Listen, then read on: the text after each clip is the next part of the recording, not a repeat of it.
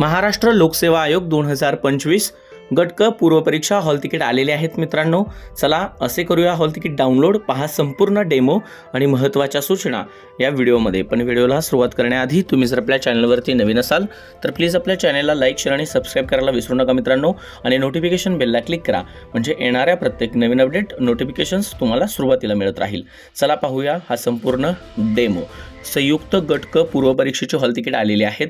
तुम्हाला गुगलमध्ये जायचं आहे. गुगल सर्चमध्ये MPSC लॉग इन असं टाईप करायचं आहे. सिंपल गुगल ओपन करायचं. गुगलमध्ये असं सर्च बार येईल. त्या सर्चवरती क्लिक केल्यानंतर MPSC लॉग इन टाईप करायचं आहे. MPSC लॉग इन टाईप केल्यानंतर तुम्हाला अशा प्रकारचा इंटरफेस ओपन होईल. याच्यामध्ये पहिल्याच आयोगाचं चिन्ह आणि MPSC लॉग इन दिसतं, त्याच्यावर क्लिक करा मित्रांनो. क्लिक केल्यानंतर हा इंटरफेस ओपन होईल आयोगाचा. याच्यामध्ये लॉग इन तुम्हाला रजिस्टर्ड मोबाईल नंबर किंवा तुमचा ईमेल ID टाकायचा आहे, पासवर्ड टाकायचा आहे आणि लॉग इन म्हणायचं आहे. यापैकी काही विसरलं असेल तर तुम्ही फॉरगेट करू शकता आणि परत रिक्रिएट करू शकता. या ठिकाणी तुम्हाला टाकायचं आहे. त्याच्यानंतर लॉग इन केल्यावर अशा प्रकारचा इंटरफेस ओपन होईल.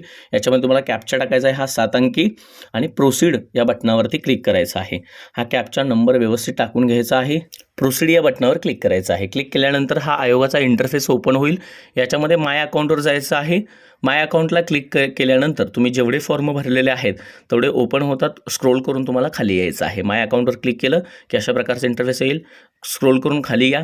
तुम्हाला Maharashtra civil service preliminary examination group सीची 2025 असं टॅब दिसेल बघा. इथं दिसतंय Maharashtra group C services combined preliminary exam 2025. इथं फीस पेड आहे आणि इथं व्ह्यू आहे. या व्ह्यू या बटनावरती तुम्हाला क्लिक करायचं आहे. व्ह्यू या बटनावर क्लिक केल्यानंतर तुमचा फॉर्म खाली ओपन होईल. तो स्क्रोल करून वरती यायचा आहे. या ठिकाणी फी रिसिप्ट आणि ॲडमिट कार्ड दिसतं आहे. या ॲडमिट कार्डच्या पुढे व्ह्यू हे बटन आहे. त्या व्ह्यू या बटनावर क्लिक करायचं. क्लिक केल्यानंतर अशा प्रकारचा इंटरफेस तुमच्यासमोर ओपन होणार आहे. इकडे तुम्हाला डाउनलोड असा ऑप्शन येईल. त्या डाउनलोड बटनावर क्लिक केलं की तुमचं हॉल तिकीट डाउनलोड होईल मित्रांनो. व्हिडिओ आवडला असेल, हा डेमो आवडला असेल तर व्हिडिओला नक्की लाईक शेअर आणि सबस्क्राईब करा. धन्यवाद.